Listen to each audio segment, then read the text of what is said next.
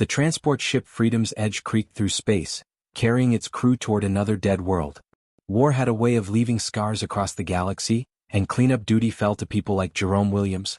He pushed his cleaning cart through the corridors, whistling softly to himself.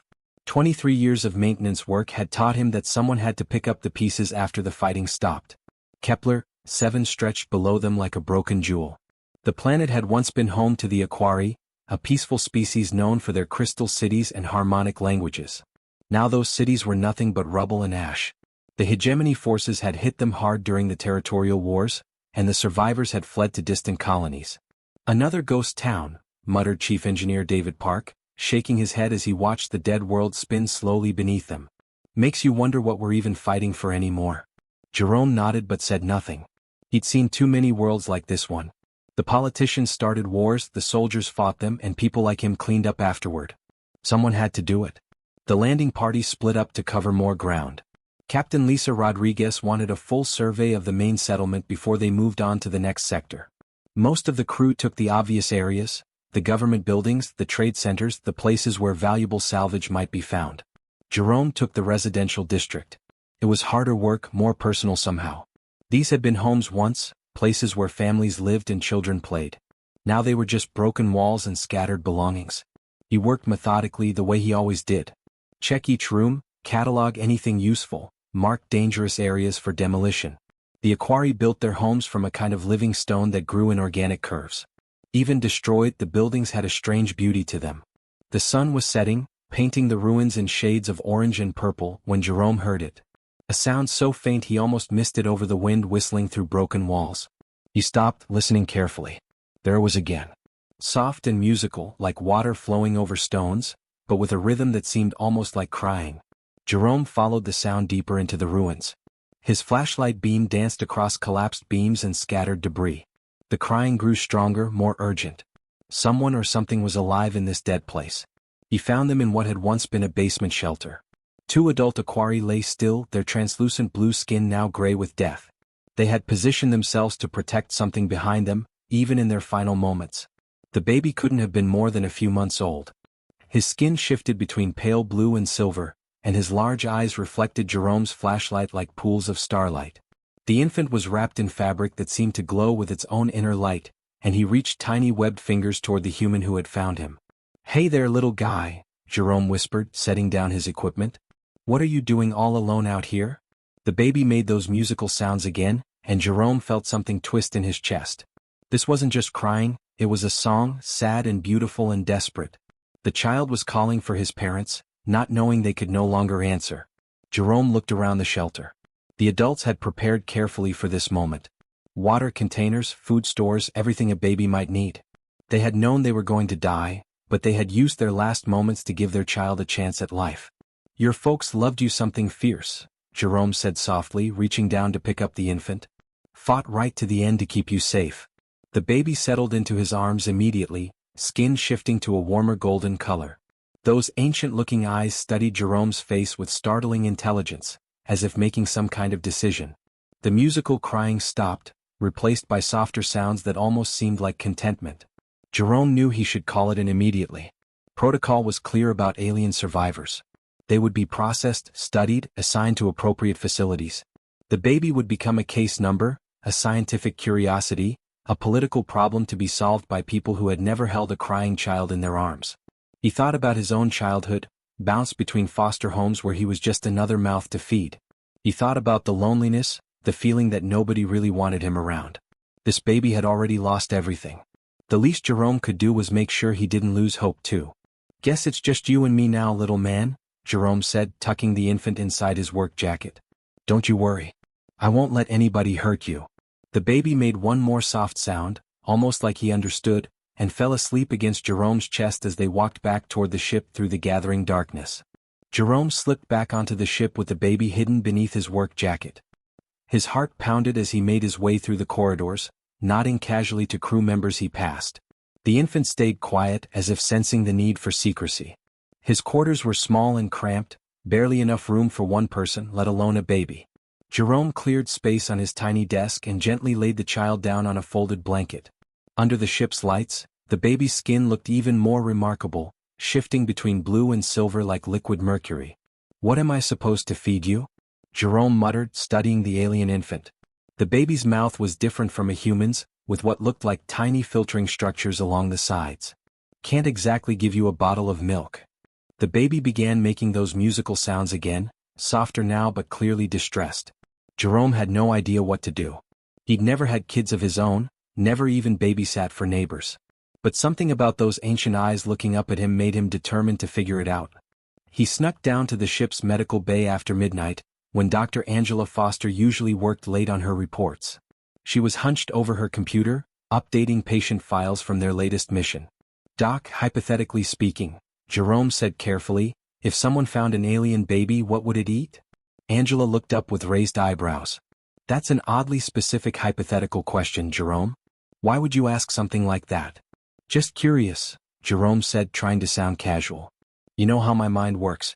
Always wondering about things." Angela studied his face for a long moment. She'd known Jerome for 5 years and he wasn't the type to ask random questions. "Well, hypothetically, I'd need to see the species first. Different biology means different nutritional needs. Some aliens process minerals instead of organic matter. Others need specific chemical compounds we might not even have on board." Jerome nodded and started to leave, but Angela called out to him. "Jerome, if this hypothetical baby exists, it would need help immediately. Infant mortality rates are high enough with proper care." That night, Jerome made his decision. He wrapped the baby carefully and carried him to the medical bay. Angela took one look at the bundle in his arms and sighed deeply. "I should report this immediately," she said, but she was already preparing a medical scanner. "This is against every regulation in the book." "I know," Jerome said simply. "But look at him, document really look at him." The baby's skin had turned a soft gold color, and he was making gentle humming sounds as Angela examined him. His tiny fingers wrapped around her instrument, not trying to pull it away but seeming to study it with curiosity. "Remarkable," Angela whispered. "His cellular structure is completely different from ours, but there's something almost familiar about his responses. Like he understands that we're trying to help." She ran several tests, working quickly and quietly. The baby cooperated perfectly, as if sensing their good intentions. His skin color shifted through various shades, each one seemingly connected to different emotions or states of comfort. "He needs a mineral-rich solution," Angela finally announced. "I can synthesize something from our emergency supplies, but Jerome, what happens when Captain Rodriguez finds out?" "We'll deal with that when it comes," Jerome said, gently stroking the baby's forehead. "Right now, he just needs someone to care about him." Over the next few days, Jerome established a routine. He would work his regular shifts, then hurry back to his quarters to feed and care for the baby. He started calling him River, inspired by the flowing, musical sounds the child made. River was incredibly intelligent. Within a week, he began responding to Jerome's voice with specific sound patterns. When Jerome said his name, River would make a particular series of notes. When Jerome smiled, River's skin would shift to warm golden tones. The secret didn't last long on a ship with only 40 crew members. Chief Engineer David Park figured it out first when he heard unusual sounds coming from Jerome's quarters during the night shift. "You know I have to tell the captain," David said, standing in Jerome's doorway and looking down at River, who was playing with a small light device Jerome had given him. "I know," Jerome replied, not looking up from feeding the baby. "But David, look at him. He's not some specimen to be studied. He's a kid who lost everything." David watched as River's skin shifted to happy golden colors when Jerome spoke to him.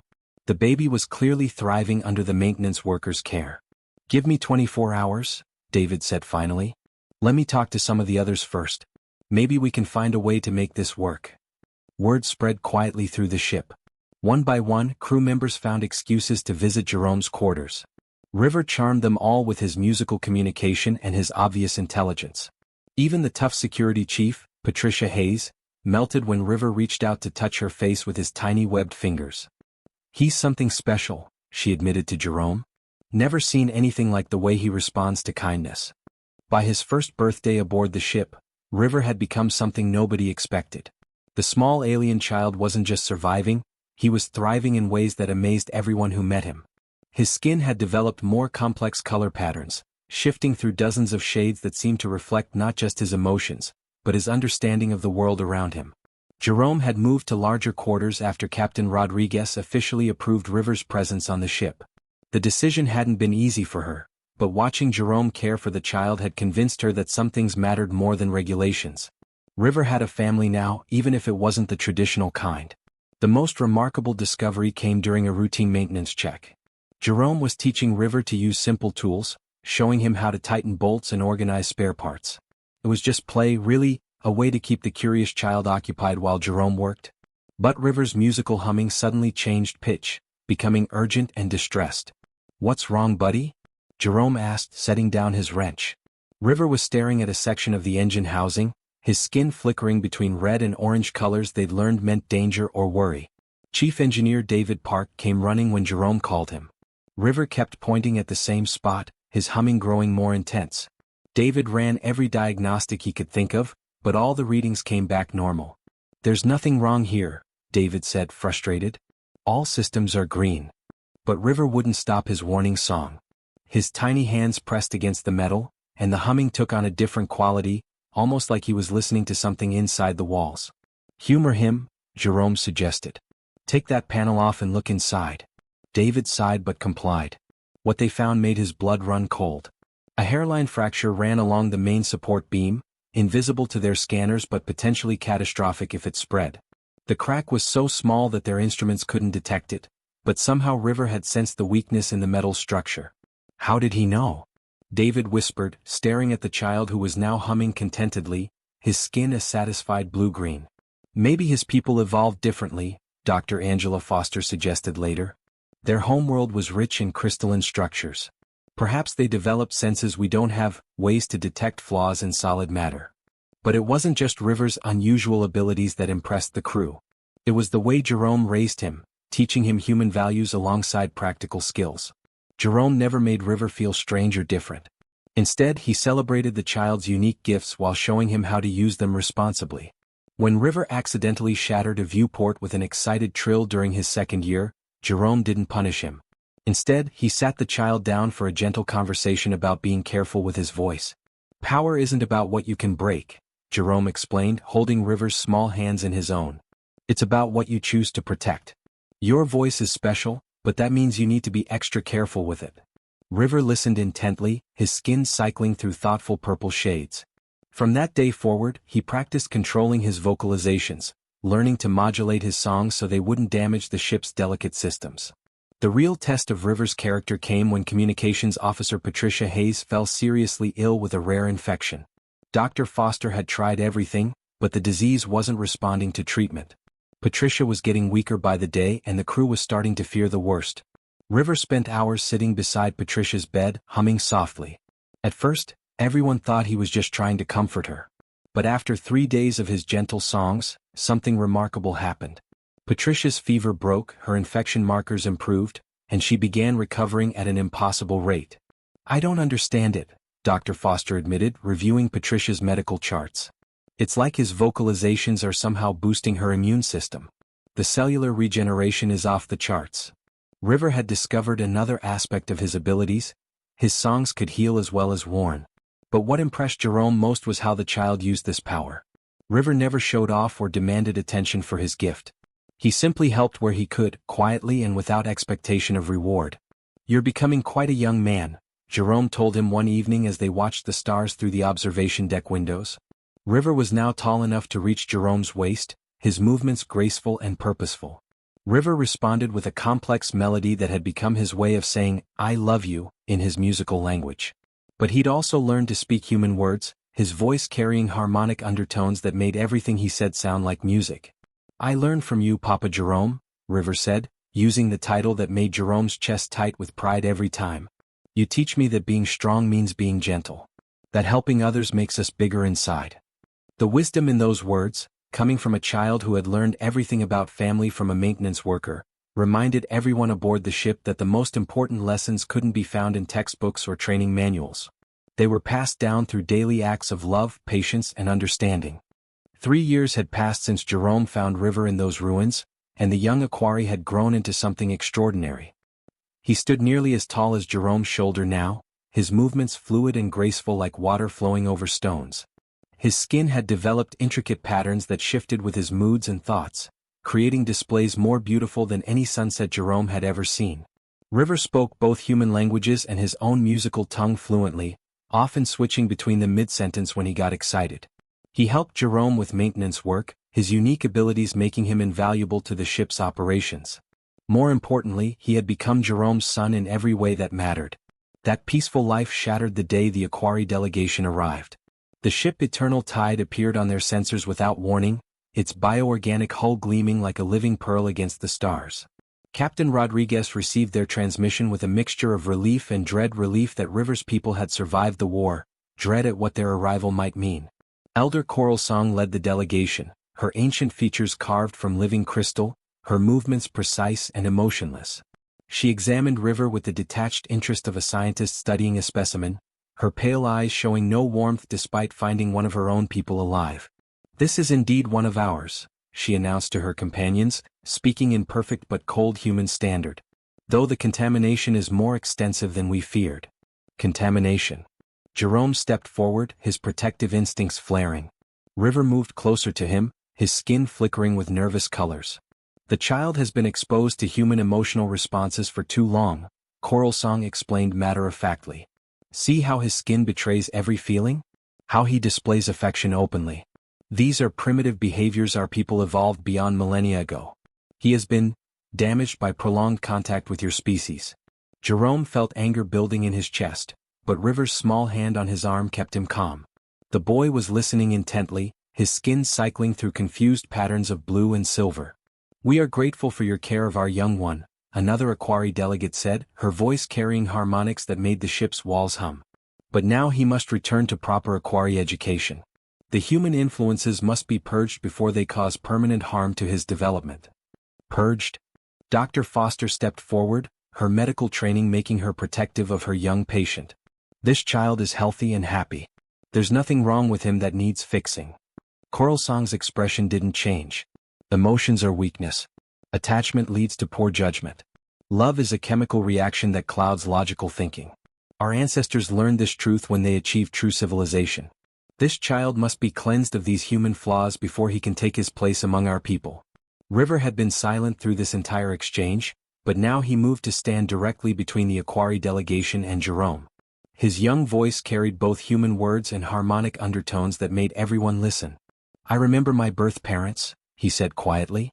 "In my dreams I remember their songs. They sang to me of love, of joy, of sadness when they had to leave me. Were they contaminated too? Were their feelings just flaws to be removed?" Coral Song's perfect composure cracked slightly. "Your birth parents were caught in the chaos of war. They had not yet undergone proper emotional cleansing. It was a tragedy that led them to make irrational decisions. Like saving their child's life?" Jerome couldn't keep the anger out of his voice anymore. "Like giving everything they had to make sure he survived?" "Papa Jerome," River said softly, using the title that still made Jerome's heart swell with pride. The boy's skin had settled into steady gold and green patterns, colors they'd learned meant deep thought and determination. "May I speak to my birth people alone?" Jerome wanted to refuse, wanted to protect River from whatever cold logic these aliens might use to convince him to leave. But he'd raised River to think for himself, to make his own choices. He couldn't take that away now, no matter how much it hurt. "Of course, son. Take all the time you need." The next hour was the longest of Jerome's life. He paced the corridors while River spoke with the HFY delegation in the conference room. Through the walls, he could hear the musical conversation, River's warm, expressive tones contrasting sharply with the cold precision of the elders. When the doors finally opened, River emerged with tears streaming down his face, another contamination his people found disturbing. But his skin showed steady, determined colors as he faced both groups. "I have made my choice," River announced, his young voice carrying absolute certainty. "I am HFY in my body and human in my heart. My birth parents gave me life, but Papa Jerome taught me how to live. I will not abandon either part of who I am." Coral Song's expression turned disappointed. "Child, you do not understand. Among our people, you will be an outcast with these emotional displays. You will never truly belong." River's skin shifted to brilliant gold as he smiled, an expression his people found primitive but Jerome thought was the most beautiful thing in the universe. "Then I will build a new place where both parts of me can belong," River said simply. "Where HFY wisdom and human love can exist together. Where children don't have to choose between their heart and their heritage." River's declaration sent shockwaves through both communities. The Aquari delegation retreated to their ship to debate this unprecedented situation, while the human crew rallied around their adopted family member. But River wasn't content to simply make a stand. He was determined to prove that his vision of unity could work.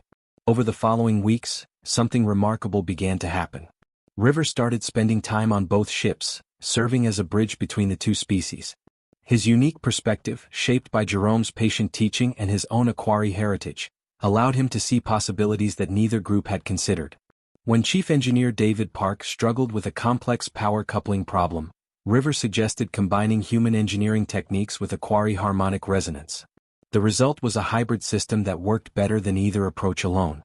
When Dr. Foster encountered a medical emergency she couldn't solve, River's healing songs, guided by human diagnostic methods, saved a crew member's life in ways that purely human or purely Aquari medicine couldn't achieve. "He's showing us something important," Captain Rodriguez observed, watching River work with both human and Aquari technicians. "Maybe we've been thinking about this all wrong. Maybe the question isn't whether different species can coexist, maybe it's whether we're brave enough to learn from each other." Elder Coral Song found herself deeply troubled by what she witnessed. River's emotional responses, which her people considered primitive, seemed to enhance his problem-solving abilities rather than hinder them. His capacity for empathy allowed him to understand complex situations from multiple perspectives, leading to innovative solutions that pure logic missed. "This is not possible," she confided to her fellow elders. "Emotions should create chaos, not clarity. Love should weaken judgment, not strengthen it." But the evidence was undeniable. River's hybrid approach to life, combining Aquari wisdom with human heart, was producing results that neither species could achieve alone. More troubling for the elders, some younger Aquari were beginning to show interest in these contaminated ways of thinking. 5 years passed, and River grew into a young adult whose reputation spread across the galaxy. He had established the first integrated colony on a neutral world, where humans and Aquari lived and worked together. The settlement, called Harmony Point, became a beacon of hope in a universe still scarred by war. Jerome, now in his 60s with gray threading through his hair, served as the colony's chief maintenance supervisor. He watched with enormous pride as River addressed delegations from dozens of different species, all curious about this place where cooperation had replaced conquest. "The secret isn't abandoning who you are," River explained to a group of visiting diplomats, his skin shifting through thoughtful patterns as he spoke. "It's being brave enough to become more than you were. My Aquari heritage gives me patience and wisdom. My human upbringing taught me compassion and innovation. Together, they make me stronger than either could alone." The colony thrived in ways that surprised everyone. Aquari crystal growing techniques combined with human agricultural methods produced food that was both nutritious and beautiful. Human engineering merged with Aquari harmonic sciences created technology that was both powerful and elegant. Children of both species played together, learning each other's languages and customs as naturally as breathing. Not everyone approved of what River had created. Some human colonies viewed the integration with suspicion, fearing that alien influence would weaken human identity. Some Aquari settlements condemned Harmony Point as a contamination of their pure culture. But River persisted, supported by the growing number of beings who believed his vision was possible. The real test came during the Centauri crisis, when a plague threatened to wipe out human colonies throughout the Outer Rim. Traditional medicine had failed and entire worlds faced extinction. River's hybrid medical techniques, combining human diagnostics with Aquari healing harmonics, provided the breakthrough that saved millions of lives. "You did it, son," Jerome told him as they watched the last medical transport depart for the affected colonies. "You proved that different doesn't mean dangerous." River smiled, his skin glowing with contentment. "I learned from the best teacher in the galaxy, Papa Jerome. You showed me that family isn't about where you come from, it's about who chooses to love you." As news of the medical breakthrough spread, requests for assistance poured in from across the galaxy. Species that had never cooperated before began sending delegations to Harmony Point, eager to learn how integration could benefit everyone. Jerome often found himself thinking about that day in the ruins when he'd first heard River's cries. He'd made a simple choice then, to care for a frightened child rather than follow regulations. That choice had changed not just their lives, but the entire galaxy's understanding of what was possible when beings chose love over fear. River had become exactly what Jerome always believed he could be, a bridge between worlds, a living example that unity didn't require uniformity. The maintenance worker's greatest repair job hadn't been fixing broken machinery or damaged systems. It had been healing a broken child and, in doing so, helping to repair a fractured universe. The seeds they'd planted together were growing into forests of hope, proving that sometimes the most profound changes began with the simplest acts of kindness.